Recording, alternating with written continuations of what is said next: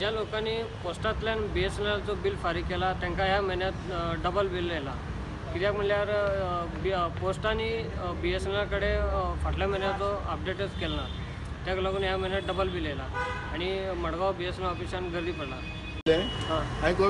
Amount दिला पतो आनी ह्या म्हयन्याचो दिला डबल द अमाउंट हारी करपाक आनी भितर रश सगळ्या एक दिसला कामां लीव काम पिड्याकूनच थिंग भोंवताय आमी. This puts people into problems, you know. So this all things have to be sorted out. It's not, and nothing is systematic here. The bills are irregular. The bills are billed twice. Internet is not correctly done. So you know this all have to be sorted out. And I don't know what BSNL is doing now. Recently they've been on a strike for 3 days.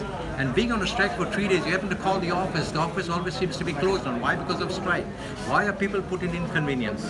This is not right, you know what I mean to say.